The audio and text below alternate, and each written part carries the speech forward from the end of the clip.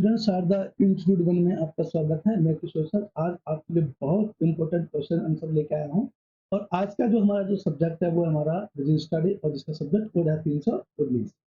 तो चलिए देर ना करते हुए हम लोग डिस्कस करते हैं कि कौन कौन से क्वेश्चन हमारे बहुत ज़्यादा इंपॉर्टेंट है, जो हमारे एग्जाम में हमारी काफ़ी हेल्प करने वाले हैं और एग्जाम में वो आने ही आ रहे हैं। तो मैं सभी स्टूडेंट से कहना चाहूँगी जल्दी से जल्दी आप इन सभी क्वेश्चनों को अपनी कॉपी या रजिस्टर में नोट डाउन कर लें और उसको रिवीजन शुरू कर दें, क्योंकि आपके एग्जाम रिसेंटली स्टार्ट होने वाले हैं। तो चलिए देर ना करते हुए हम लोग डिस्कस करते हैं कि कौन कौन से क्वेश्चन हमारे लिए काफ़ी इंपॉर्टेंट है और उनसे हमें एग्जाम में कितनी हेल्प मिलने वाली है। मेरे हिसाब से तो आपको काफ़ी हेल्प मिलने वाली है। चलिए डिस्कस करते हैं। नेक्स्ट क्वेश्चन नंबर फर्स्ट हम लोग डिस्कस करते हैं कि क्वेश्चन क्या है हमारा। प्रबंधन सिद्धांत सत्य का बयान है जो प्रबंधकीय निर्णय के लिए दिशा निर्देश प्रदान करते हैं। इस कथन के आलोक में प्रबंधन के सिद्धांत की कोई 3 विशेषताएं बताइए। तो देखिए हम तीनों विशेषताओं को स्पष्ट करते हैं और ये का आंसर है। निश्चित रूप से प्रबंधन के सिद्धांत मौलिक दिशा निर्देश हैं जो प्रबंधकीय निर्णय लेने की दिशा में और सहायता प्रदान करते हैं। प्रबंधन सिद्धांत की 3 विशेषताएं इस प्रकार है। नंबर 1 पर हमारा आता है सार्वभौमिकता। तो प्रबंधन सिद्धांत प्राकृतिक में सार्वभौमिक है, जिसका अर्थ है कि उन्हें विभिन्न संगठनों और उद्योगों पर अनेक प्रकार प्राकृतिक या स्थान की परवाह किए बिना लागू किया जा सकता है। यह सिद्धांत किसी विशिष्ट प्रकार के संगठन तक ही सीमित नहीं बल्कि विभिन्न संदर्भों में लागू होते हैं। ये हमारा फर्स्ट पॉइंट था और ये काफी इंपॉर्टेंट और सरल सहज भाषा में मैंने स्पष्ट किया है।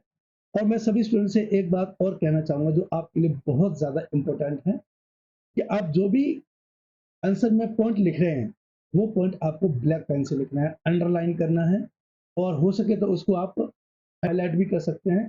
तो आप इसका विशेष ध्यान रखें और आपकी राइटिंग नीट एंड क्लीन और साफ होनी चाहिए। खुला खुला लिखें, साफ साफ लिखें, इससे कि एग्जामर को आपका पेपर चेक करने में कोई प्रॉब्लम नहीं होगी। इससे आपको अच्छे मार्क्स मिलने के पूरे पूरे चांसेस होते हैं।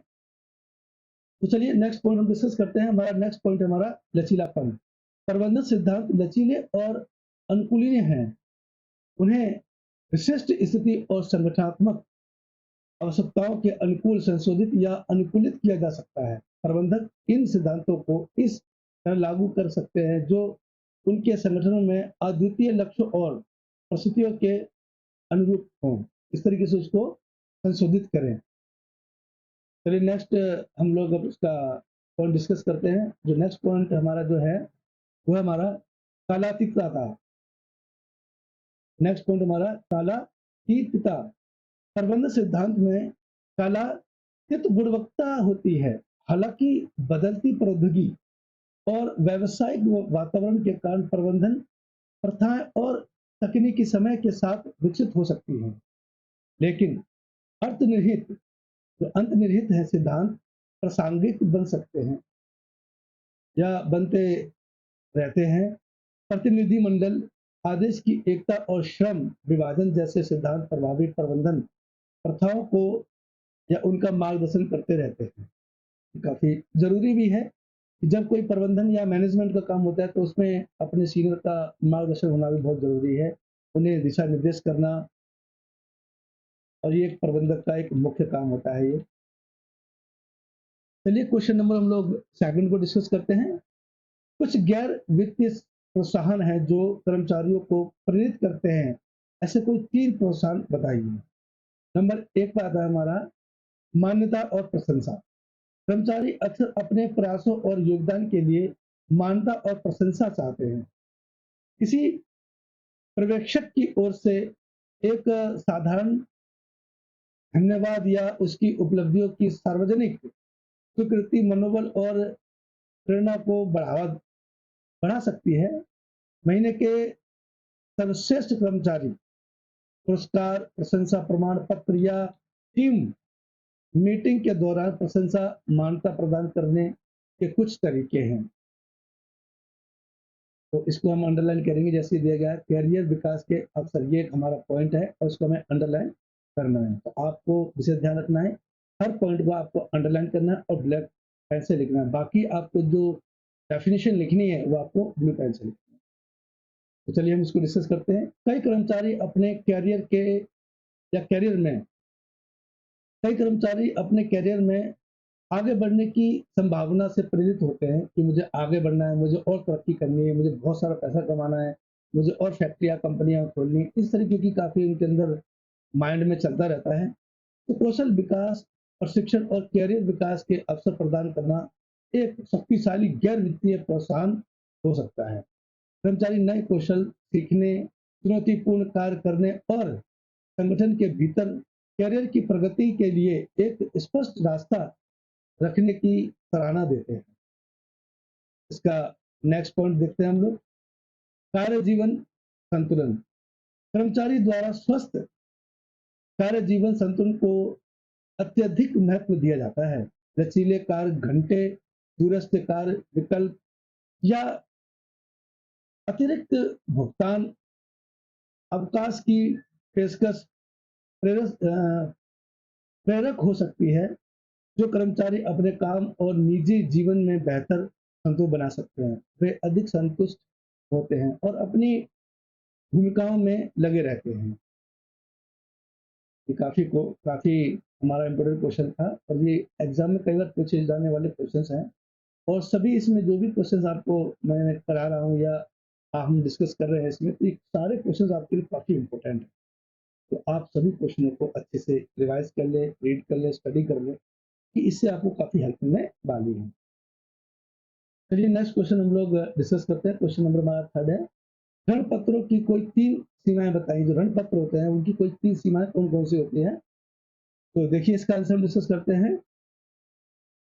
डिवेंचर कंपनी के लिए दीर्घकालीन उधार का एक सामान्य रूप है, लेकिन वे सीमाओं और कमियों के साथ भी आते हैं। यहाँ डिवेंचर की 3 सीमाएँ हैं जो इस प्रकार हैं। नंबर 1 पर आ रहा है हमारा निश्चित दायित्व। डिवेंचर जारी करने वाली कंपनी के लिए एक निश्चित दायित्व का प्रतिनिधित्व करते हैं, जिसका मतलब यह है कि कंपनी को अपने वित्तीय प्रदर्शन की परवाह किए बिना डिवेंचर समझौते में निर्दिष्ट अनुसार ब्याज भुगतान करना होगा और मूल राशि चुकानी होगी। यदि कंपनी को वित्तीय कठिनाइयों का सामना करना पड़ता है, तो इन दायित्वों को पूरा करना चुनौतीपूर्ण हो सकता है और वित्तीय संकट या यहाँ तक कि दिवालियापन का कारण बन सकता है। ये पॉइंट काफ़ी कुछ बताता है हमें बिज़नेस के बारे में, किस तरीके से हमें बिज़नेस करना चाहिए और किस तरीके से हमें उसको कामयाब करना है। किसी भी बिज़नेस को स्टार्ट करके और उसको बुलंदी तक ले जाना बड़ा मुश्किल का काम होता है। अगला देखिए, तो हमारा पॉइंट है ब्याज की लागत। चलिए हम अगला पॉइंट डिस्कस करते हैं, ब्याज की लागत। डिवेंचर पर भुगतान किए पॉइंट हम डिस्कस करते हैं, ब्याज की लागत। डिवेंचर पर भुगतान किया गया ब्याज कंपनी के लिए एक लागत है और यह आम तौर पर इक्विटी वित्तीय पोषण की लागत से अधिक है। इससे कंपनी का समग्र वित्तीय बोझ बढ़ जाता है या बढ़ सकता है और लाभप्रदता कम हो सकती है, खासकर अगर उसने उच्च ब्याज दर पर महत्वपूर्ण मात्रा में डिवेंचर जारी किए हैं, तो उस कंडीशन में ऐसा हो सकता है। इसका थर्ड पॉइंट हम देखते हैं। थर्ड पॉइंट हमारा क्या है, वोटिंग अधिकारी या अधिकारियों का अभाव। जो वोटिंग अधिकारियों का अभाव होता है, डिवेंचर धारकों के पास आमतौर पर कंपनी के निर्णय लेने की प्रक्रियाओं में वोटिंग का अधिकार नहीं होता है। शेयर धारकों की वित्तीय शेयर धारकों के विपरीत, जिनके पास वोट चुनाव और प्रमुख कॉर्पोरेट निर्णय लेने का मामला या मामलों में वोटिंग अधिकारी या अधिकार होते हैं। शेयर धारकों के विपरीत, जिनके पास बोर्ड चुनाव और प्रमुख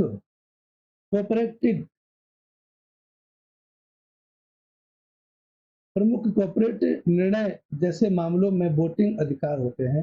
उनका मतलब यह है कि डिवेंचर धारकों का कंपनी से प्रबंधन और कंपनी पर सीमित नियंत्रण होता है, भले ही कंपनी में उसकी वित्तीय हिस्सेदारी हो। चलिए हम अगला क्वेश्चन करते हैं जो कि काफी इंपॉर्टेंट है। डिवेंचर कंपनी के लिए दीर्घकालीन या दीर्घकालिक उधार का एक सामान्य रूप है, लेकिन वे सीमाएं और कमियों के साथ भी आते हैं। यह डिवेंचर की 3 सीमाएं हैं। कौन सी बताइए। चलिए हम डिस्कस करते हैं। निश्चित दायित्व,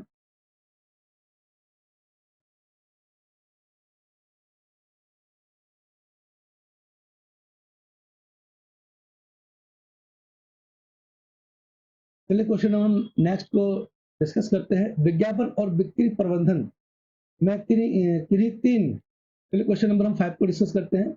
विज्ञापन और बिक्री प्रबंधन में किन्हीं 3 धारकों पर अंतर बताइए। तो एक तो है था इसमें प्रकृति, उद्देश्य और लक्ष्य। विज्ञापन एक दीर्घकालीन ब्रांड निर्माण रणनीति है जिसका उद्देश्य जागरूकता पैदा करना, रुचि पैदा करना और किसी उत्पादन या ब्रांड के लिए सकारात्मक छवि स्थापित करना। यह एक मजबूत ब्रांड है, पहचान बनाने और समय के साथ एक सुसंगत संदेश बनाए रखने में केंद्रित है। विज्ञापन का प्राथमिक लक्ष्य ग्राहक निष्ठा और विश्वास बनाना और बनाए रखना है। काफी इंपॉर्टेंट चीज है। और किसी भी प्रोडक्ट को हमें अगर उसकी सेल बढ़ानी है, उसकी पब्लिसिटी करनी है, तो सबसे पहले हमें उसका विज्ञापन करना होगा। विज्ञापन से क्या है कि लोगों में एक सकारात्मक छवि बन जाती है उस वस्तु के बारे में, और उसकी पब्लिसिटी ज़्यादा फैलती है, जिससे कि हमारा जो बिक्री काफ़ी बढ़ जाती है, प्रॉफिट बढ़ता है। इससे काफ़ी हमारा बिजनेस जो है काफ़ी ग्रोथ करता है। इस तरीके की प्रक्रिया हमें करते रहनी चाहिए। बिक्री संवर्धन नेक्स्ट पॉइंट है इसका। दूसरी और बिक्री संवर्धन बिक्री को तेजी से बढ़ाने के लिए डिजाइन की गई एक अल्पकालीन रणनीति है। इसका उद्देश्य प्रोत्साहन या छूट की पेशकश करके ग्राहकों की ओर से तत्काल कार्रवाई को प्रोत्साहित करना है। बिक्री संवर्धन का प्रथम लक्ष्य एक विशिष्ट अवधि के भीतर बिक्री की मात्रा बढ़ाना है। अक्सर ग्राहकों को खरीदारी करने या तुरंत कोई विशिष्ट कार्रवाई करने के लिए प्रोत्साहित करना। इसका सेकंड पॉइंट देखते हैं, अवधि और समय। विज्ञापन विज्ञापन अभियान आमतौर पर एक विस्तारित अवधि तक चलते हैं, जो हफ्तों से लेकर महीनों या वर्षों तक हो सकते हैं।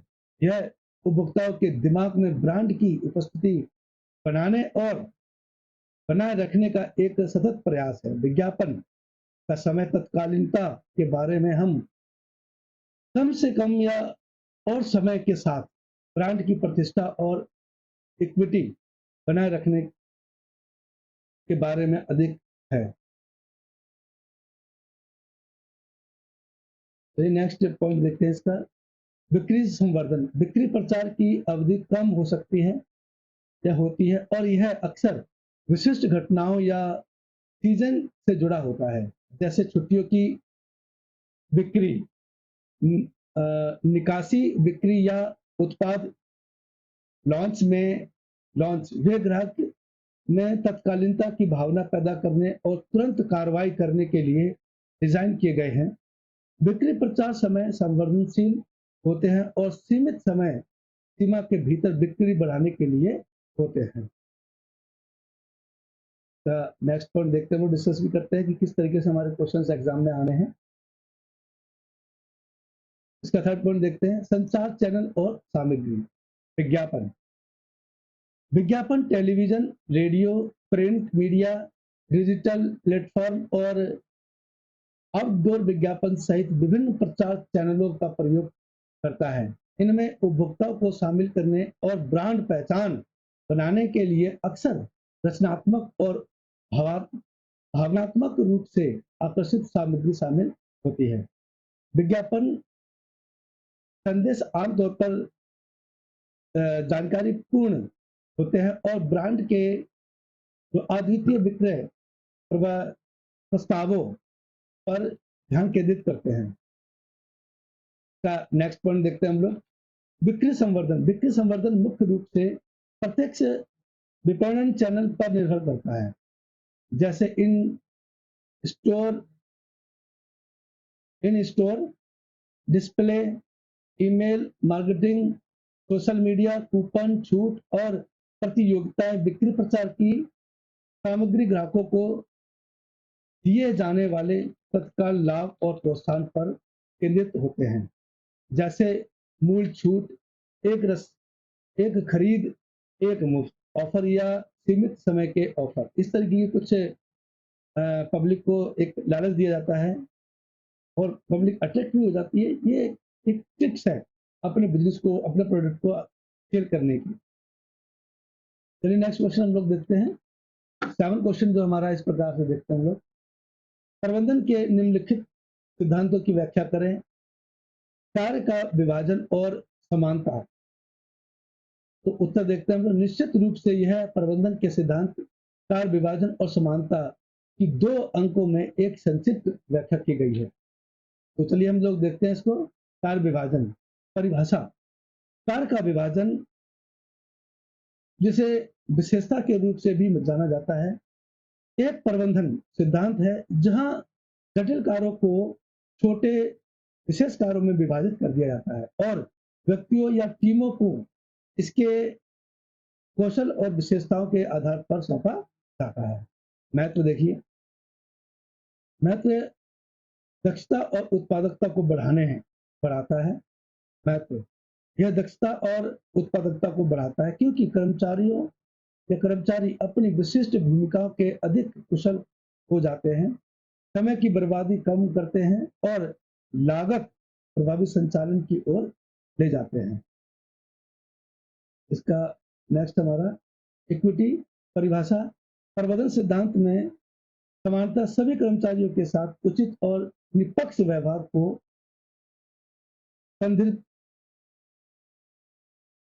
संदर्भित करती है। यह निश्चित करती है कि उनकी व्यक्तिगत विशेषताओं की परवाह किए बिना उनके साथ निष्पक्षता, सम्मान और न्याय के साथ व्यवहार किया जाता है।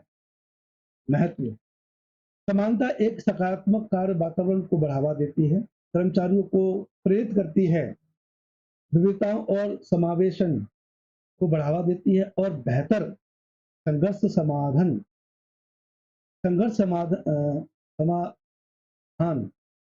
और बेहतर समाधान की ओर ले जाती है, जो अंततः उच्च मनोबल और प्रदर्शन के योगदान करती है।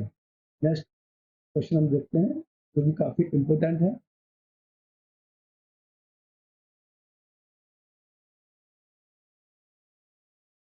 चलिए नेक्स्ट क्वेश्चन देखते हैं जो काफी इंपोर्टेंट है। क्वेश्चन नंबर हमारा 8 है। प्रतिनिधिमंडल से आप क्या तात्पर्य है, इसके महत्व या तत्व का वर्णन कीजिए। चलिए नेक्स्ट क्वेश्चन देखते हैं हम लोग। प्रतिनिधिमंडल से आप क्या समझते हैं या क्या तात्पर्य है, इसके महत्व। चलिए नेक्स्ट क्वेश्चन डिस्कस करते हैं। प्रतिनिधिमंडल से क्या तात्पर्य है, इसके तत्व का वर्णन करें। तो देखिए इसको हम डिस्कस करते हैं।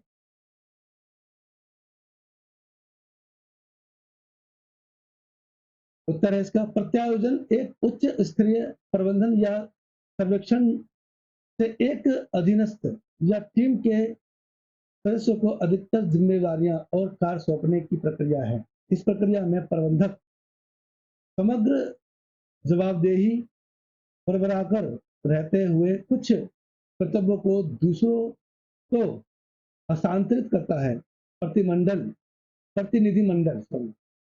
प्रतिनिधिमंडल के 2 कार्य मुख्य इस प्रकार हैं। जिम्मेदारी सौंपना। प्रत्यायोजन की शुरुआत किसी विशिष्ट कार्य या जिम्मेदारी को किसी अन्य को सौंपना से होती है। इसमें कार्य उनके उद्देश्यों और किसी भी प्रासंगिक समय सीमा और अपेक्षाओं को स्पष्ट रूप से परिभाषित करना शामिल है। अधिग्रहण का हस्तांतरण। जिम्मेदारी के साथ साथ प्रतिनिधिमंडल में निर्णय लेने, संसाधनों को आवंटित करने और सौंपे गए कार्यों से संबंधित कार्रवाई करने के लिए आवश्यक अधिकार प्रदान करना शामिल है। प्राधिकरण को 2 या प्राधिकरण को दी गई जिम्मेदारी के स्तर के अनुसार होना चाहिए। चलिए नेक्स्ट क्वेश्चन हम लोग डिस्कस करते हैं, और जो क्वेश्चन नंबर हमारा है इसको हम डिस्कस करते हैं। समझाइए शॉपिंग अच्छी और स्पेशलिस्ट स्पेशलिटी। चलिए क्वेश्चन नंबर 9 को डिस्कस करते हैं। शॉपिंग अच्छी और बी स्पेशलिटी अच्छी। उत्तर निश्चित रूप से यहाँ खरीदारी के समान और विशेष सामान की 2 अंकों में एक स्पष्ट या संक्षिप्त व्याख्या दी गई है, जो कि इस प्रकार है। देखिए हम डिस्कस करते हैं। शॉपिंग सामान ऐसे उत्पाद हैं जिन्हें खरीदने से पहले उपभोक्ता सक्रिय रूप से शोध करते हैं और तुलना करते हैं। इन वस्तुओं को बार बार नहीं खरीदा जा सकता और गुणवत्ता, कीमत और सुविधाएं जैसे कारकों के संबंध में कुछ हद तक विचार करने की आवश्यकता होती है। इसी का बी पार्ट देखते हैं हम लोग। विशेष सामान, कभी पार्ट देखते हैं हम लोग। विशेष सामान विशिष्ट वस्तुएं, विशिष्ट वस्तुएं विशिष्ट वस्तुओं या गुणों वाले अद्वितीय उत्पाद हैं जो उपभोक्ता द्वारा उनकी अत्यधिक मांग की जाती है। उपभोक्ता अक्सर मजबूत ब्रांड निष्ठा प्रदर्शित करते हैं और अपने विशिष्टता के कारण इन वस्तुओं के लिए प्रीमियम का भुगतान करने को तैयार हो जाते हैं।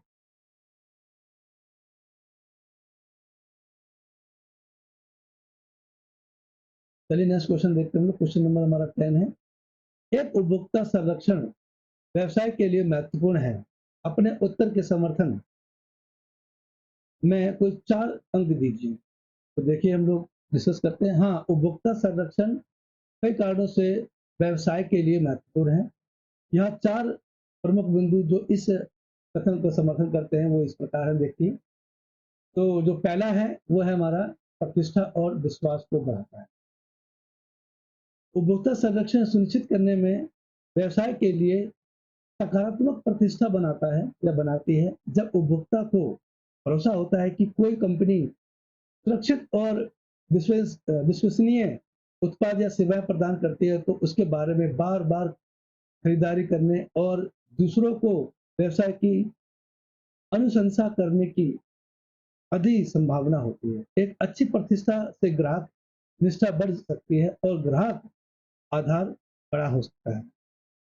अनुपालन व्यवसाय को महंगी कानूनी लड़ाई, जुर्माना और दंड से बचने में मदद करता है। गैर अनुपालन के परिणाम स्वरूप मुकदमे, जांच और कंपनी की वित्तीय स्थिति को नुकसान हो सकता है। इन कानूनों का पालन करने से कानूनी विवादों और संबंधित खर्चों का जोखिम कम हो सकता है। नवाचार और गुणवत्ता को बढ़ावा देता है।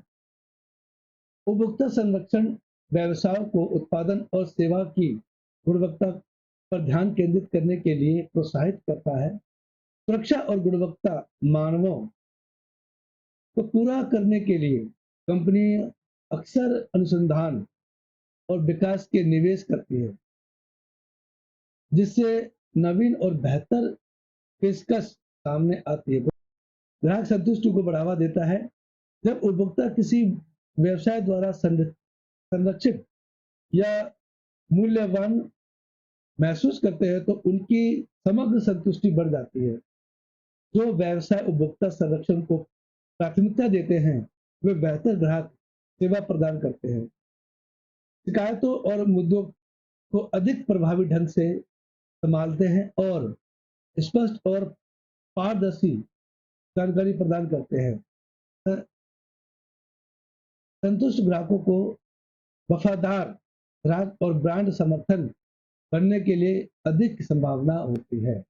पारंपरिक व्यवसाय की मुख्य विशेषताएं जैसे मानवीकृत लाइसेंसिंग आवश्यकताओं और एक सार्वजनिक आचार सिद्धांत का अभाव है।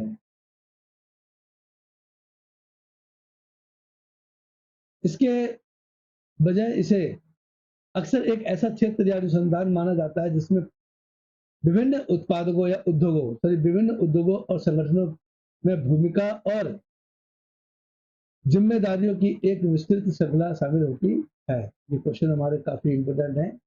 जितने भी हमने किए उन क्वेश्चनों को आप अच्छे से रिवाइज कर ले। और अगला हमारा जो क्वेश्चन है वो ये है कि भर्ती के किन्हीं 5 बाह्य स्रोतों की व्याख्या कीजिए।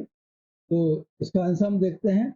विज्ञापन जो पहला है, संगठन बाहरी उम्मीदवारों को आकर्षित करने के लिए समाचार पत्रों, ऑनलाइन जॉब बोर्ड और सोशल मीडिया में विज्ञापनों का उपयोग करते हैं। यह विज्ञापन व्यापक दर्शकों तक पहुंचाते हुए नौकरी के उद्घाटन और आवेदन विवरणों के बारे में जानकारी प्रदान करते हैं। और नेक्स्ट पॉइंट देखते हैं इसका हम लोग। भर्ती एजेंसियां, कंपनियां उपयुक्त उम्मीदवारों को ढूंढने के लिए भर्ती एजेंसियों के साथ साझेदारी करती हैं। यह एजेंसियां विशिष्ट मापदंडों को पूरा करने वाले संभावित कर्मचारियों की पहचान करने में माहिर हैं, जो उन्हें विशिष्ट या उच्च स्तरीय पदों को भरने के लिए मूल्यवान बनाती हैं।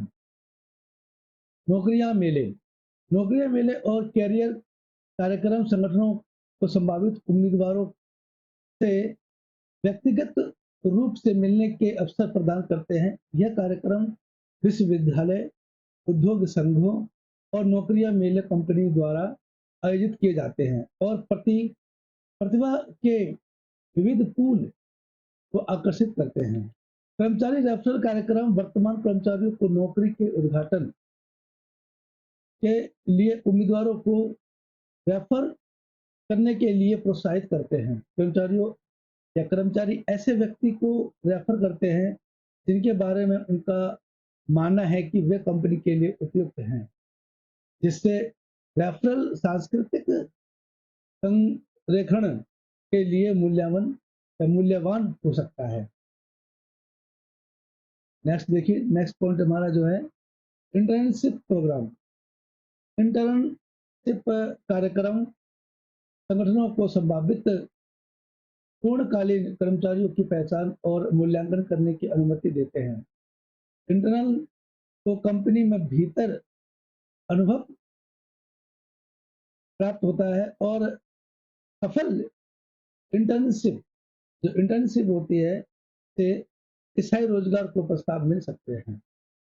चलिए नेक्स्ट क्वेश्चन हम लोग डिस्कस करते हैं। ये सारे क्वेश्चन हमारे काफी इंपॉर्टेंट हैं और मैं अपने सभी स्टूडेंट से कहना चाहूँगा कि आप इन क्वेश्चनों को जल्दी से जल्दी अपनी कॉपी या रजिस्टर में नोट डाउन कर लें और एग्जाम के लिए उसको तैयार कर रहे हैं और समय समय पर उसको पढ़ते भी रहें। तो चलिए नेक्स्ट क्वेश्चन देखते हैं हम लोग। दीर्घकालीन वित्त के विदेशी स्रोतों के रूप में बाह्य आधार, तो बाह्य उधार जो होता है।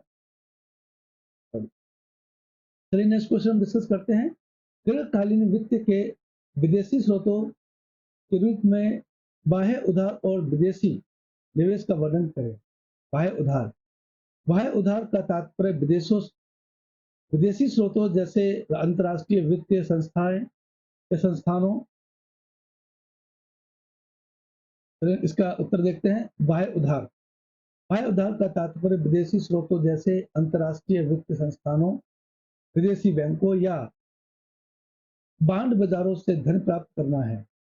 यह धनराशि आमतौर पर ऋण या बांड या अन्य ऋण संसाधनों या साधनों के माध्यम से प्राप्त की जा सकती है। संगठन परियोजनाओं विस्तार और संचालन के वित्तीय पोषण के लिए बाहरी उधारों का प्रयोग कर सकते हैं। ब्याज दरों और पुनर्भुगतान कार्यक्रम सहित नियम और शर्तों पर आमतौर पर उधार लेने वाले संगठन और विदेशी ऋणदाताओं के बीच बातचीत होती रहती है या होती है। का जो नेक्स्ट पॉइंट देखिए, विदेशी विनिमय से प्रत्यक्ष विदेशी निवेश या विदेशी पोर्टफोलियो निवेश के माध्यम से विदेशी निवेशकों में पूंजी आकर्षित करना शामिल है।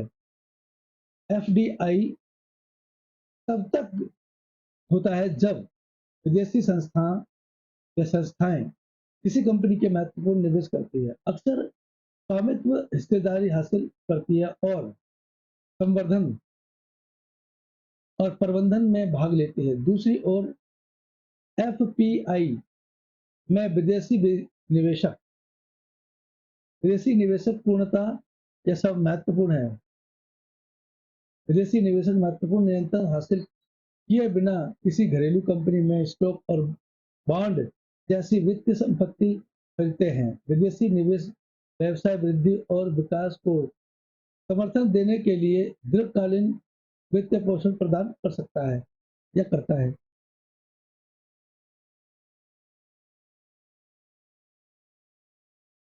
चलिए नेक्स्ट क्वेश्चन हम लोग देखते हैं और ये सभी क्वेश्चन हमारे काफी इंपोर्टेंट हैं। चलिए नेक्स्ट क्वेश्चन हमारा देखते हैं, किसी उत्पादन के मूल्य निर्धारण को प्रभावित करने वाले किन्हीं 5 कारकों की व्याख्या कीजिए। तो 5 कारक हमारे इस प्रकार हैं, देखिए। किसी उत्पादन के मूल्य निर्णय को प्रभावित करने वाले 5 कारक इस प्रकार हैं। नंबर 1, उत्पादन की लागत। नंबर 1 पर है उत्पादन की लागत। उत्पाद के उत्पादन की लागत एक मूलभूत कारक है। उचित लाभ अर्जित या मार्जिन सुनिश्चित करते हुए कीमतों को सामग्री, श्रम और ओवरहेड सहित उत्पादन लागत को कवर करने की आवश्यकता है। बाजार की मांग और इसका जो नेक्स्ट वो हमारा प्रतिस्पर्धी प्रतिस्पर्धी मूल्य निर्धारण।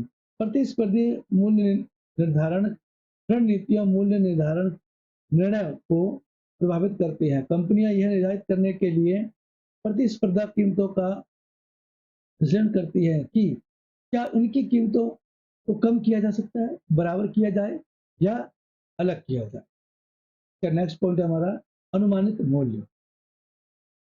और नेक्स्ट हमारा 5th है इसका मांग की लोच। मांग की लोच कीमत लोच मूल्य परिवर्तन के प्रति उपभोक्ता की प्रतिक्रिया को मापती है।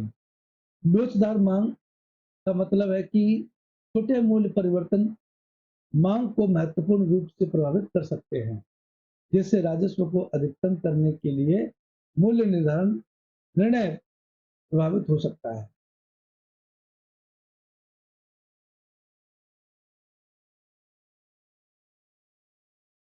चलिए नेक्स्ट देखते हैं हम लोग स्टॉक एक्सचेंजेस।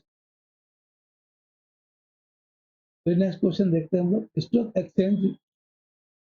नेक्स्ट क्वेश्चन देखते हैं स्टॉक एक्सचेंज के कोई 4 कार्य बताइए। स्टॉक एक्सचेंज के कोई चार इस प्रकार है। नंबर 1 पर है ट्रेडिंग को सुविधाजनक बनाना। नंबर 2 पर है मूल्य की खोज करना और पूंजी जुटाना और जोखिम प्रबंधन। ये हमारे बहुत ही इंपॉर्टेंट इसके जो पॉइंट्स हैं और आप इन सभी को अच्छे से कर लें। और मैं अपने सभी स्टूडेंट से कहना चाहूँगा कि जो भी हमें हेडिंग लिख रहे हैं उसको आप ब्लैक पेन से लिखें और अंडरलाइन कर दें, जिससे कि आपका जो पेपर है वो काफी अच्छा और स्मूथली दिखे। नेक्स्ट क्वेश्चन देखते हैं उपभोक्ताओं के कोई 4 या 6। नेक्स्ट क्वेश्चन देखते हैं उपभोक्ताओं के कोई 6 उत्तरदायित्व बताइए।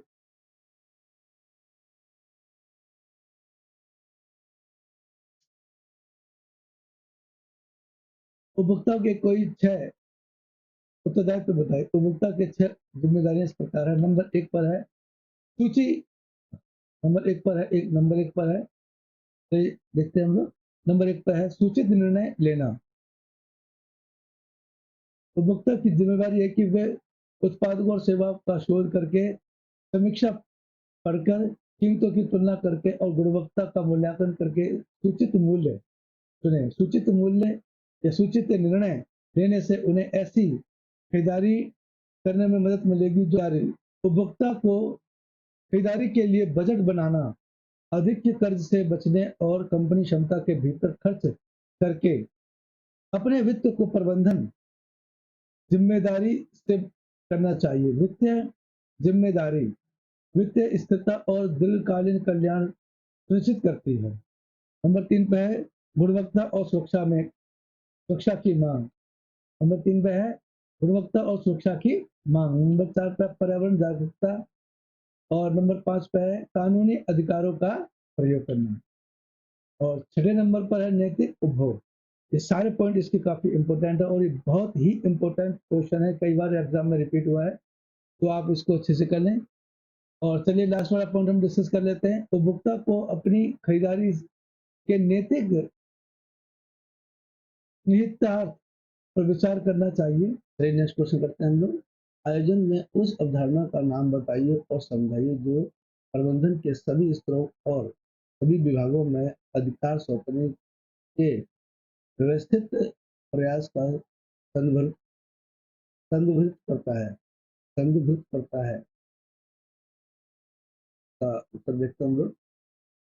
देखिए आंसर काफी बड़ा दे रखा है इसमें और काफी इंपोर्टेंट भी है। तो नेक्स्ट इसका सॉरी आंसर देखते हैं हम लोग। संगठन में वह अवधारणा जो प्रबंधन के सभी स्तरों और सभी विभागों में अधिकार सौंपने के व्यवस्थित प्रयासों का संदर्भित करती है, विकेंद्रीकरण कहलाती है। और विकेंद्रीकरण में किसी संगठन के भीतर प्रबंधन निचले स्तर और विभिन्न विभागों या इकाइयों को निर्माण लेने के अधिकार और जिम्मेदारियों का प्रतिनिधि मंडल शामिल होता है। यह निर्णय लेने के लिए अधिक वितरित दृष्टिकोण की अनुमति देता है। विभिन्न स्तरों पर प्रबंधकों और टीमों को उनकी विशेषताओं और जिम्मेदारियों के क्षेत्र में अनुरूप विकल्प चुनने के लिए सशक्त बनाता है। अध्यक्ष में विकेंद्रीकरण पूरे संगठन में निर्णय लेने की शक्ति और जिम्मेदारियों को साझा करने, नियंत्रण और जवाबदेही के समग्र ढांचे को बनाए रखते हुए विभिन्न कार्यक्रम या विभिन्न कार्यात्मक क्षेत्रों में सफलता और जवाबदेही को बढ़ावा देने के बारे में है। नेक्स्ट क्वेश्चन देखते हैं हम लोग। नेक्स्ट क्वेश्चन हमारा 19 है। व्यवसाय वित्त के महत्व को कोई 3 बिंदुओं देखकर समझाइए। तो नेक्स्ट क्वेश्चन करते हैं हम लोग। व्यवसाय वित्त के महत्व को कोई 3 बिंदु देखकर समझाइए। व्यवसाय वित्त की किसी व्यवसाय वित्त भी संगठन की सफलता और स्थिरता के लिए महत्वपूर्ण है। इसके महत्व को इस प्रकार समझाया जा सकता है। देखिए, व्यावसायिक वित्त किसी भी संगठन की सफलता और स्थिरता के लिए महत्वपूर्ण है। इसके महत्व पर प्रकाश डालने वाले 3 बिंदु यहाँ दिए गए हैं, जो इस प्रकार है। नंबर 1 आता है हमारा पूंजी निवेश, और दूसरा आता है हमारा जोखिम प्रबंधन, और तीसरा आता है हमारा परिचालन दक्षता। 3 बिंदु बहुत इंपॉर्टेंट है इसके, जो कि किसी भी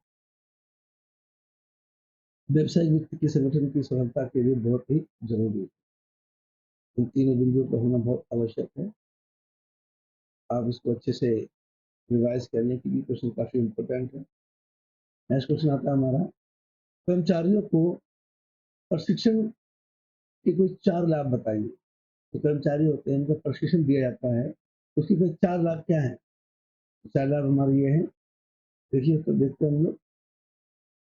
नंबर 1 का आता है हमारा कौशल संवर्धन, और दूसरा आता है कैरियर उन्नति, और नौकरी में संतुष्टि में वृद्धि, परिवर्तन में प्रति अनुकूलन। इस तरीके के 4 पॉइंट हैं जो किसी भी जो कर्मचारी उसके क्षमता को, उसकी प्रतिभा को और उसकी मतलब उन्नति को काफी प्रोग्रेसिव करता है। ये बहुत ही जरूरी है। तो किसी भी कर्मचारी को वैसे कंपनी में अगर हम लोग रखते हैं तो उसको पहले प्रशिक्षण दिया जाता है, और ये काफी जरूरी भी है। तो इससे क्या है, जोखिम की जो चांस होते हैं वो बहुत कम हो जाते हैं, और उन्नति और विकास और सफलता के चांस काफी बढ़ जाते हैं। ये बहुत जरूरी है। हम किसी भी व्यक्ति को या कर्मचारी को अपने कंपनी में आप एज ए कर्मचारी अपॉइंट करते हैं और उसको कुशलतापूर्वक कार्य करवाना चाहते हैं, तो प्रशिक्षण बहुत जरूरी है। तो नेक्स्ट क्वेश्चन हम लोग डिस्कस करते हैं। नेक्स्ट क्वेश्चन हमारा है संचार। के महत्व के कुछ 5 बिंदु बताइए। संचार जो होता है उसके 5 महत्व कौन-कौन से? नंबर 1 पर आता है हमारा प्रभावी निर्णय लेना। संचार व्यक्तियों और टीमों को सुनिश्चित और समय पर निर्णय लेने के लिए आवश्यक जानकारी और डेटा प्रदान करता है। नंबर 2 पर आता है संघर्ष समाधान। स्पष्ट और खुला संचार पक्षों को अपने चिंताओं को व्यक्त करने और पारस्परिक रूप से स्वीकार समाधान खोजने की अनुमति देकर संघर्षों को हल करने में मदद करता है। और नेक्स्ट आता है हमारा कुशल संचालन।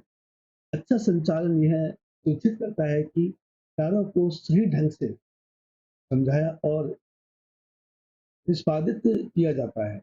इससे दैनिक कार्यों में अधिक दक्षता आती है। संबंध बनाना व्यक्तिगत और पेशेवर दोनों तरह के विश्वास, तालमेल और सकारात्मक रिश्ते बना बनने के लिए संचार आवश्यक है। और जो नेक्स्ट पॉइंट हमारा है नवाचार और संरचनात्मक संरचनात्मकता। प्रभावी संचार विचारों और सहयोग को साझा करने, नवाचार और रचनात्मक समस्याएं समाधान को बढ़ावा देने को प्रोत्साहित करता है। 5 पॉइंट हमारे काफी इंपॉर्टेंट है। और सभी स्टूडेंट्स से मैं एक बात कहना चाहूँगा कि मैंने पहले भी आपको रिवाइज कराया है कि सभी पॉइंटों को आप ब्लैक पेन से लिखें और अंडरलाइन करें। तो नेक्स्ट क्वेश्चन डिस्कस करते हैं। इन 5 बिंदुओं की सहायता से भारत में लघु व्यवसाय की भूमिका समझाइए। जो लघु व्यवसाय होते हैं, लघु उद्योग होते हैं, उनकी 5 जो बिंदु है कौन-कौन से? भारत में लघु व्यवसाय की 5 भूमिकाएं इस प्रकार है। नंबर 1 पर आता है रोजगार सृजन।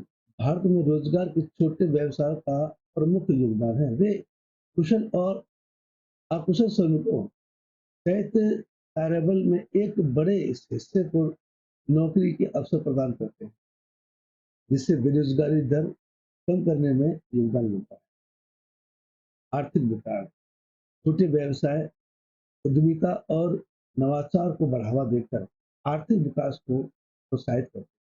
वे अक्सर नए उत्पादों, सेवाओं और रोजगार के निर्माण की ओर ले जाते हैं और आर्थिक विकास को गति दे सकते हैं। नेक्स्ट हमारा गरीबी उन्मूलन।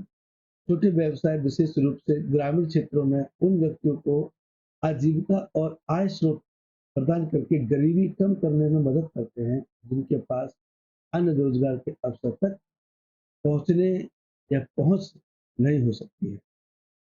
तो हमने देखा छोटे मोटे जो रोजगार होते हैं, जैसे बरसात के टाइम पे अधिकतर जो किसान भाई हमारे बेरोजगार रहते हैं, तो एक छोटे कुटीर उद्योग जिसे हम कहते हैं, तो लघु उद्योग छोटे मोटे जो उद्योग हैं, घर में टोकरियां बनाना और दरी बनाना, टोंगे बनाना, ऐसे इत्यादि बहुत से काम हैं जो घर में घर के परिवार की सहायता से चलाए जाते हैं। और ये काफ़ी देखा गया ग्रामीण क्षेत्र में ज़्यादातर ये होता है, इससे लोगों को रोज़गार मिलता है, उनकी आजीविका कमाने का एक अवसर मिल जाता है और वो काफ़ी उससे प्रोत्साहित भी होते हैं। क्षेत्रीय विकास छोटे व्यवसाय ग्रामीण और दूर दराज के क्षेत्रों में सहित विभिन्न क्षेत्रों में फैले हुए हैं।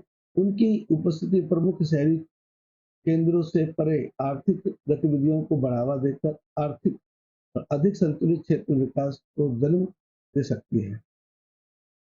जीडीपी में योगदान छोटे व्यवसाय सामूहिक रूप से भारत के सकल घरेलू उत्पाद में एक महत्वपूर्ण योगदान देते हैं। वे देश के आर्थिक परिदृश्य का एक महत्वपूर्ण घटक है, जो विनिर्माण, सेवाओं और कृषि जैसे विभिन्न क्षेत्रों का समर्थन या संवर्धन करते हैं। नेक्स्ट क्वेश्चन हम देखते हैं। नेक्स्ट क्वेश्चन क्या है? मार्केटिंग के किन्हीं 5 उद्देश्यों को स्पष्ट कीजिए। मार्केटिंग के कोई 5 उद्देश्य कौन से हैं देखते हैं हम लोग।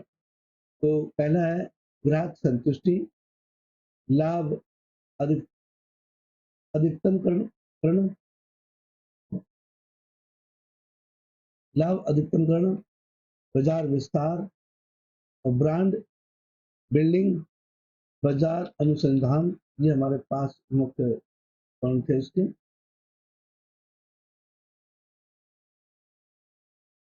नेक्स्ट क्वेश्चन देखते हैं, क्या प्रबंधन एक विज्ञान है? व्याख्या करना। तो इसको देखते हैं कैसे इसमें बताया गया है। प्रबंधन को एक विज्ञान माना जाता है क्योंकि इनमें विशिष्ट उद्देश्यों को प्राप्त करने के लिए सिद्धांत और तकनीकों का व्यवस्थित अध्ययन, विश्लेषण और अनुप्रयोग शामिल होता है।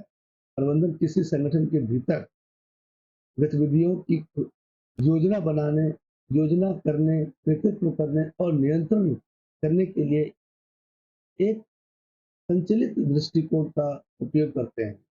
वैज्ञानिक प्रबंधन सिद्धांत जैसे कि फ्रेडरिक टिलर द्वारा विकसित दक्षता और उत्पादकता में सुधार के लिए डाटा और अनुभवजन्य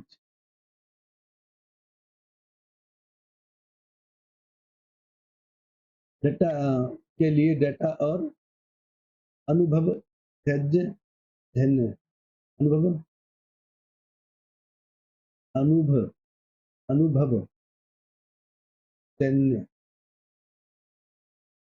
अनुभवजन्य अनुभवजन्य तरीके के उपयोग पर जोर देते हैं। इन सिद्धांतों में कार्यों को करने और संसाधनों को प्रबंधन के सर्वोत्तम तरीकों की पहचान करने के लिए व्यवस्थित अवलोकन, डेटा संग्रह और प्रयोग शामिल है। प्रबंधन कार्यस्थल में मानव व्यवहार को समझने और सूचित निर्णय लेने के लिए मनोविज्ञान, समाजशास्त्र, अर्थशास्त्र और संगठनात्मक व्यवहार सहित विभिन्न सामाजिक विज्ञानों में से भी सीख लेता है। क्वेश्चन हमारे काफी इम्पोर्टेंट है।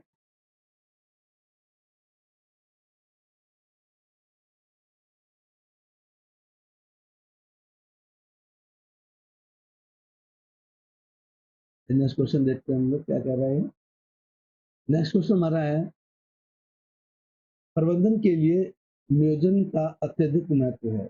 इस तथ्य के बावजूद यह कई सीमाओं से ग्रस्त है।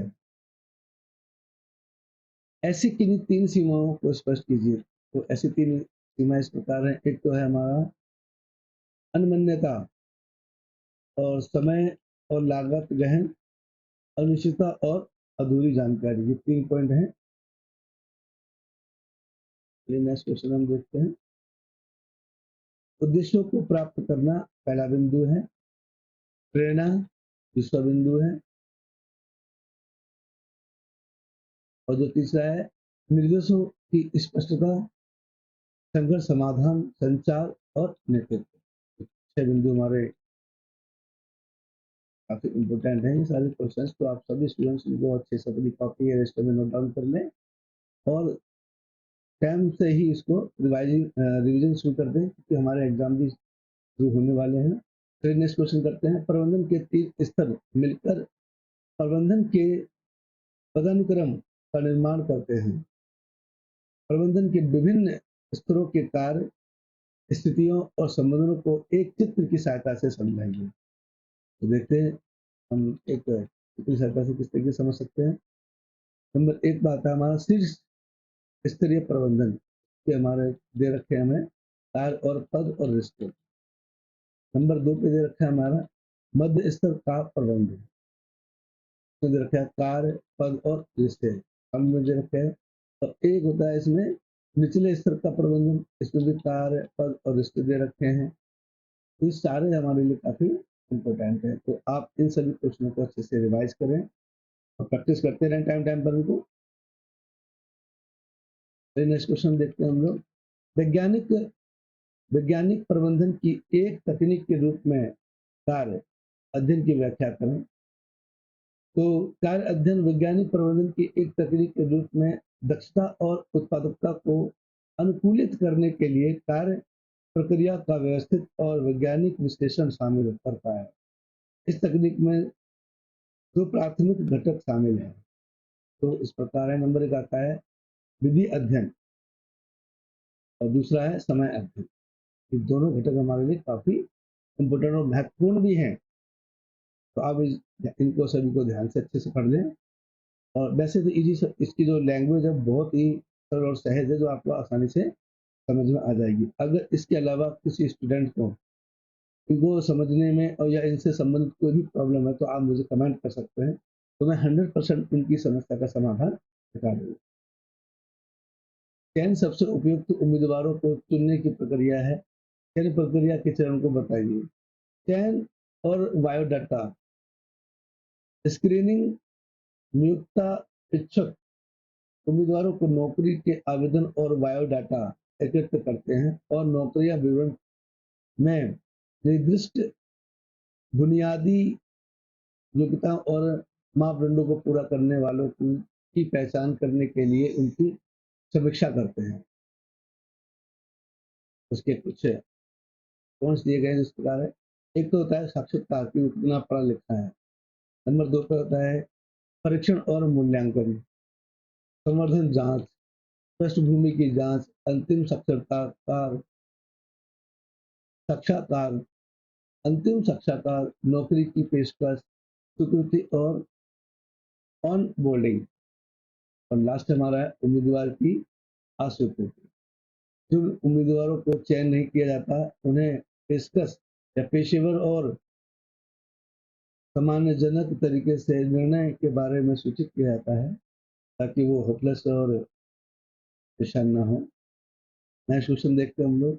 सार्वजनिक जमा अल्पावधि और मध्यम अवधि वित्त जुटाने का बहुत लोकप्रिय और सुविधाजनक तरीका है। इस विधि के कोई 4 गुण बताइए।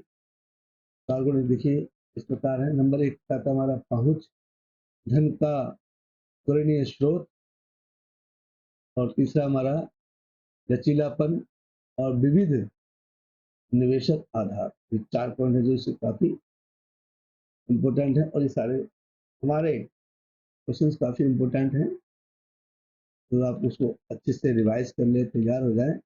एग्जाम में आपको सभी क्वेश्चनों को लिखना है, कोई क्वेश्चन आपको छोड़ना नहीं है। किसी संगठन में कर्मचारी परीक्षण क्यों आवश्यक है? कोई 6 कारण बताइए। किसी संगठन या कंपनी में परीक्षण तो काफी इम्पोर्टेंट है और ये होना भी चाहिए। तो क्यों होना चाहिए, हम 6 पॉइंट देखते हैं हम लोग। किसी संगठन में कर्मचारी परीक्षण कई चरणों में आवश्यक है, जो इस प्रकार। नंबर 1 कुशल संवर्धन, तकनीकी परिवर्तन के प्रति अनुकूलन, उत्पादकता में वृद्धि, कर्मचारी मनोबल और सुरक्षा अनुपालन, और उत्तराधिकार योजना। ये इसके 6 पॉइंट हैं। नेक्स्ट क्वेश्चन देखते हैं हम लोग। बाह्य व्यापार में लगे क्रेताओं और विक्रेताओं के सामने आने वाली कोई 5 कठिनाइयां बताइए। जो बाह्य व्यापार है, जो बाहर के जो व्यापार है हमारे, उनमें जो क्रेता विक्रेताओं के सामने जो कई प्रकार की जो प्रॉब्लम्स आती है, कठिनाइयां आती हैं, वो कौन कौन सी हैं, अब उनको हम देखते हैं। तो नंबर 1 आता है मुद्रा विनिमय के उतार चढ़ाव, व्यापार बाधाएं और गुणवत्ता आश्वासन, सांस्कृतिक और भाषीय अंतर। ये सारे पॉइंट हमारे हैं जो काफी प्रॉब्लम क्रिएट करते हैं उन ग्राहकों के लिए जो बाह्य ग्राहक हैं, हमारे बाह्य व्यापार है उसमें। नेक्स्ट क्वेश्चन देखते हैं हम लोग। वित्तीय निर्णय के प्रकार के रूप में निवेश निर्णय और लाभांश निर्णय को समझाइए। तो किस तरीके से इनको समझा। देखिए, निवेश निर्णय इस प्रकार के वित्तीय निर्णय में यह निर्धारित करना शामिल होता है कि कोई कंपनी विभिन्न निवेश अवसरों के लिए अपने धन या संसाधनों को कैसे आवंटित करे। निवेश निर्णय यह चुनने पर केंद्रित है कि कंपनी को भविष्य में आय और विकास उत्पन्न करने के लिए किन परियोजनाओं, परिस्थितियों और उद्योगों में निवेश करना चाहिए। इस तरीके की उन्हें निर्णय लेने पड़ते हैं। नेक्स्ट हमारा लाभांश निर्णय, ये भी काफी इम्पोर्टेंट तो पॉइंट है इसका, तो उसको आप ध्यान से पढ़ लें। ऐसा कुछ नहीं समझाने वाला है कि सभी काफी इजी और सिंपल सहज भाषा में मैंने इसमें लिखा है, तो आप इजीली इसको समझ सकते हैं।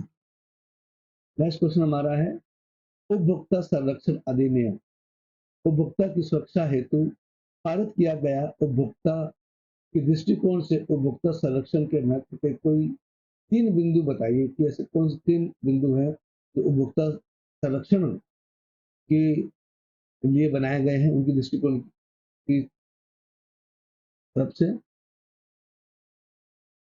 तो इसमें नंबर 1 पे आता है कानूनी सुरक्षा उपाय, नंबर 2 पे आता है आत्मविश्वास और विश्वास, सहारा और समाधान। ये 3 पॉइंट काफ़ी इम्पोर्टेंट हैं।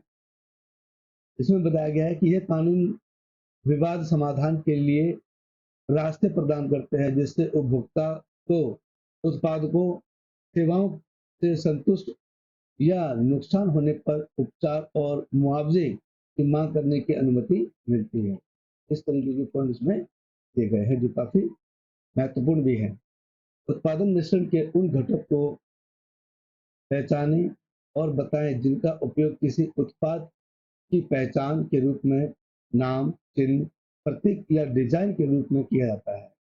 उत्पादन या उत्पाद मिश्रण के 2 अन्य घटक बताइए। तो किसी उत्पादन या उत्पाद की पहचान के लिए नाम, चिन्ह, प्रतीक या डिजाइन के रूप में उपयोग किए जाने वाले उत्पाद मिश्रण के घटक को ब्रांड कहा जाता है। ब्रांडिंग मार्केटिंग का एक महत्वपूर्ण तत्व है जो उत्पादों को प्रतिस्पर्धियों से अलग करने और ग्राहक पहचानने और वफादारी बनाने में मदद करता है।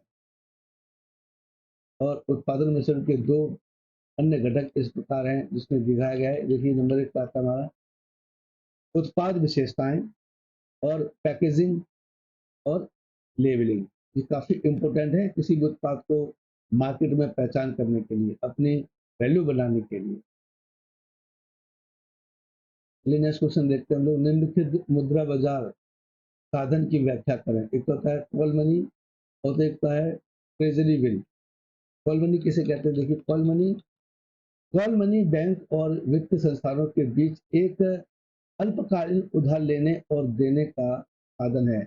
इसकी परिपक्वता अवधि आमतौर पर 1 दिन से लेकर कुछ दिनों तक होती है। ट्रेजरी बिल या टी बिल एक अल्पकालीन सरकारी ऋण सुरक्षा है जिसकी परिपक्वता आमतौर पर कुछ दिनों से लेकर 1 वर्ष तक होती है, जो अंतिम मूल्य से छूट पर बेची जाती है। अतः निवेशक के प्रतिनिधित्व को या का निवेशक के प्रतिनिधित्व करता है ब्याज की कमाई। नेक्स्ट क्वेश्चन है निम्नलिखित मुद्रा बाजार उपकरणों की व्याख्या करें। तो मुद्रा बाजार के उपकरण कौन कौन से हैं? एक होता है जमा प्रमाण पत्र और वाणिज्य प्रमाण पत्र। उसको हमने देखिए एक्सप्लेन किया है, उस तरीके से आपको उसमें अच्छे से देख लेना और पढ़ लेना है। और हमारा दूसरा जो पॉइंट है वो हमारा वाणिज्य बाजार पत्र है। देखिए तरीके से इसको एक्सप्लेन किया गया और इसकी जो भाषा बहुत ही सरल और सहज है, आपको आसानी से समझ में आ जाएगी। तो आप जल्दी से इसको कर लें।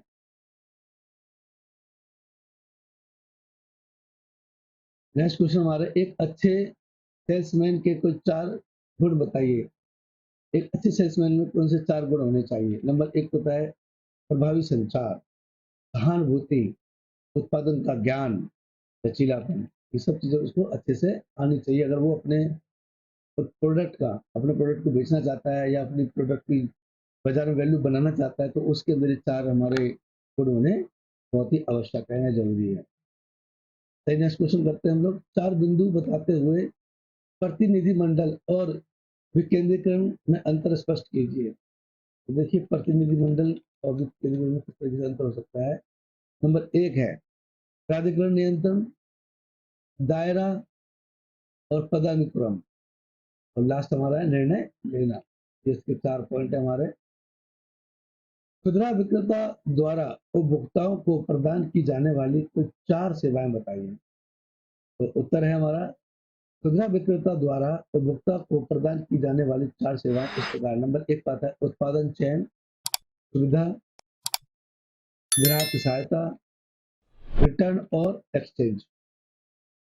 ये चीज भी काफी इम्पोर्टेंट होती है। कर्मचारियों को प्रेरित करने वाले किन्हीं 5 वित्तीय प्रोत्साहनों की व्याख्या कीजिए। ऐसे कौन से 5 वित्तीय प्रोत्साहन है जो कर्मचारियों को प्रेरित करता है? वित्तीय प्रोत्साहन कर्मचारियों को उनकी भूमिका में उत्कृष्टता प्राप्त करने के लिए प्रेरित करने में महत्वपूर्ण भूमिका निभाते हैं, जो कि हमारे 5 प्रोत्साहन दिए गए हैं इस प्रकार। नंबर 1 है वेतन में वृद्धि, बोनस, कमीशन और लाभ साझा करना और स्टॉक विकल्प। ये हमारे 5 ऐसे पॉइंट है जो काफी इंपॉर्टेंट है और जो होने भी चाहिए। नेक्स्ट क्वेश्चन हमारा, थोक व्यापार के कोई 5 कार्य बताइए। थोक व्यापार होते हैं उनके कोई 5 कार्य कौन कौन से हैं? तो थोक विक्रेता,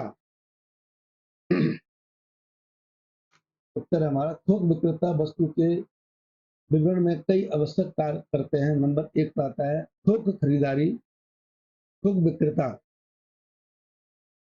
निर्माताओं से बड़ी मात्रा में उत्पाद खरीदते हैं, जिससे उन्हें पैमाने की अर्थव्यवस्था और कम कमाई लागत से लाभ मिलता है। वेयर हाउसिंग, वे इन्वेंट्री का भंडारण और प्रबंधन करते हैं, यह सुनिश्चित करते हुए कि खुदरा विक्रेता को जरूरत पड़ने पर उत्पाद उपलब्ध हो, जिससे खुदरा विक्रेता के लिए स्टॉक होल्डिंग लागत कम हो जाती है। नेक्स्ट हमारा विवरण, थोक विक्रेता कुशलता पूर्वक खुदरा विक्रेता को उत्पाद वितरित करते हैं। जब वितरित करेंगे जब तो उत्पादन को हम लोग बेच सकते हैं और वितरित सेवाएं प्रदान कर सकते हैं, जिससे खुदरा विक्रेताओं को समय और संसाधन बचते हैं। प्रकार के सभी क्वेश्चन को देखिए आसान तरीके से स्पष्ट किया गया है और आप सभी को इसको अच्छे से रिवाइज कर लें और देख लें। फिर नेक्स्ट क्वेश्चन हमारा है, उपभोक्ता के पास विभिन्न अधिकार हैं जो उन्हें अपने हितों की रक्षा करने में मदद करते हैं। ऐसे के लिए 3 अधिकारों की व्याख्या कीजिए। नंबर 1 पर आता है हमारा, देखिए, सूचना का अधिकार, पसंद का अधिकार और है निवारण का अधिकार। जब उपभोक्ता को ऐसा उत्पाद या सेवा खरीदते हैं जो दोषपूर्ण, घटिया है या वादे किए गए मानकों को पूरा नहीं कर सकता है, तो उन्हें निवारण या मुआवजा मांगने का अधिकार है। इसमें रिफंड और एक्सचेंज के लिए उत्पाद वापस करना, मरम्मत करवाना या क्षति के लिए मुआवजा प्राप्त करना शामिल होता है। निवारण का अधिकार यह सुनिश्चित करता है कि उपभोक्ता को दोषपूर्ण उत्पाद को या खराब सेवा के वित्तीय नुकसान ना हो। तो देखिए ये सब क्वेश्चन काफी इम्पोर्टेंट है और आप सभी को ये क्वेश्चन सारे अच्छे से कर लेने हैं। आपको यूएसए में कुछ हौजरी आइटम के निर्यात के लिए ऑर्डर प्राप्त करना पड़ता है।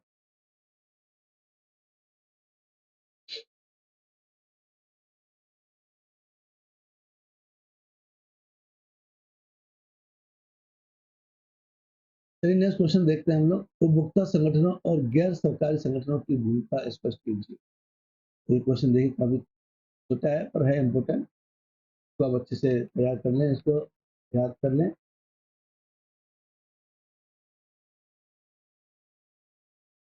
नेक्स्ट हमारा होता है म्यूचुअल फंड क्या है, किसी एक प्रकार के म्यूचुअल फंड की व्याख्या करें। तो देखिए बताया गया है म्यूचुअल फंड क्या है और इसमें किस तरीके क्या क्या इसकी सीमाएं होती हैं, क्या क्या इसकी इंफॉर्मेशन होती है, सारा इसमें बताया गया है। नेक्स्ट आता है हमारा मूल्य निर्धारण। नेक्स्ट आता है हमारा मूल्य निर्धारण। नेक्स्ट क्वेश्चन डिस्कस करते हैं, मूल्य निर्धारण और प्रचार रणनीति के लिए उचित विवरण। मूल्य निर्धारण और प्रचार रणनीति के लिए उचित विवरण या सॉरी मूल्य निर्धारक मूल्य निर्धारण और प्रचार रणनीति के लिए उचित वितरण चैनल का चुनाव महत्वपूर्ण है। इन्हीं 3 कारकों की व्याख्या करें और उन्हें निर्धारक और प्रचार रणनीति के लिए उचित वितरण का चुनाव महत्वपूर्ण है। इन्हीं 3 कारकों की व्याख्या करें जो इस तरह का चुनाव करने में मार्गदर्शक करेंगे। तो देखिए हमारे ये वो है, नंबर 1 पे आता है हमारा लक्ष्य बाजार, उत्पाद विशेषताएं और प्रतिस्पर्धी माहौल।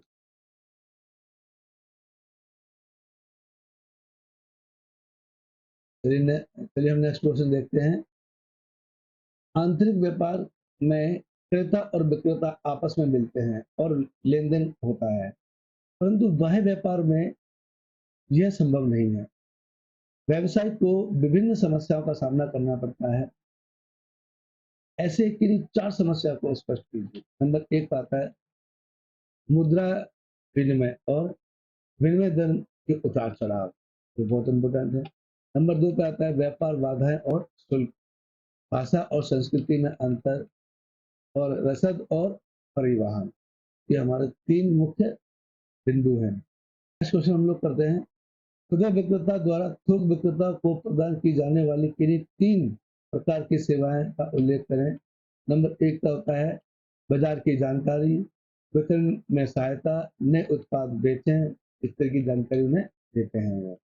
नेक्स्ट क्वेश्चन आता है हमारा आंतरिक व्यापार से क्या तात्पर्य है। आंतरिक व्यापार में उपभोग किए जाने वाले किन्हीं 4 दस्तावेजों का नाम बताइए। तो नंबर 1 पे आता है हमारा, देखिए चालान, खरीद आदेश, डिलीवरी नोट और भुगतान रसीद। 4 पॉइंट है। नेक्स्ट क्वेश्चन हमारा आता है मूर्तता के आधार पर वर्गीकृत विभिन्न प्रकार की वस्तुओं को संप्रेक्ष में समझाइए। तो मूर्त सम्मान, चलिए उत्तर देखते हैं हम लोग। मूर्त सामान, अमूर्त सामान, टिकाऊ सामान, गैर टिकाऊ सामान, आभासी सामान, उपभोक्ता वस्तुएं, पूंजीगत वस्तुएं। ये हमारे मुख्य पॉइंट थे उसके। नेक्स्ट क्वेश्चन देखते हैं, चलिए। प्रबंधन बहुविषयीय कैसे है, व्याख्या कीजिए। जैसे बताया गया कि एक जो प्रबंधन है बहुविषयीय किस तरीके से होता है, उसकी क्या क्या भूमिकाएं होती हैं, किस तरीके से कैसे उनको अनुकूल करता है, कैसे उनमें अपनी भूमिका निभाता है। इस तरह के काफी क्वेश्चन है जो प्रबंधन पर काफी दिए गए हैं। फिर नेक्स्ट क्वेश्चन डिस्कस करते हैं। हमारा नेक्स्ट क्वेश्चन हमारा है बाह्य व्यापार में प्रयुक्त दस्तावेज के रूप में डॉक्यूमेंट्री बिल की व्याख्या करें। डॉक्यूमेंट्री बिल क्या होता है, देखिए बताया गया है इसमें, और ये बहुत ही जरूरी है। जब हम बाह्य व्यापार करते हैं तो उसमें डॉक्यूमेंट्री बिल होना बहुत ही जरूरी है। उसकी क्या भूमिका है और क्या होता है उसके बारे में ये इसमें बताया गया है। तो अब अच्छे से इसको ढंग से पढ़ लें, रिवाइज कर लें। और देखिए हमारे लगभग सभी क्वेश्चन कंप्लीट हो चुके हैं, और मैं अपने सभी स्टूडेंट से ये कहना चाहूँगा कि आप जल्दी से जल्दी आप इन सभी क्वेश्चनों को अपनी कॉपी के रजिस्टर में नोट डाउन कर लें और रिवीजन शुरू कर दें, क्योंकि आपके एग्जाम रिसेंटली स्टार्ट होने वाले हैं और सभी क्वेश्चन आपके लिए बहुत ज़्यादा इम्पोर्टेंट हैं। बहुत सरल और सहज भाषा में मैंने इसको लिखा है, आपको समझने में कोई प्रॉब्लम नहीं आएगी। अगर इसके अलावा अगर आपको कोई भी प्रॉब्लम है क्वेश्चन से रिलेटेड या किसी और नोट्स के रिलेटेड, तो आप मुझे कमेंट कर सकते हैं, तो मैं 100% आपकी समस्या का समाधान निकालूंगा। और अगर आप इस चैनल को पहली बार देख रहे हैं तो आप प्लीज़ इसको सब्सक्राइब जरूर करें, लाइक करें, शेयर करें और बेल आइकन पर क्लिक करना ना भूलें, जिससे कि मेरे आने वाले इंपॉर्टेंट वीडियो है उनका नोटिफिकेशन आपको सबसे पहले मिल सके। चलिए तब तक के लिए टेक केयर, बाय बाय, जय भारत, जय हिंद।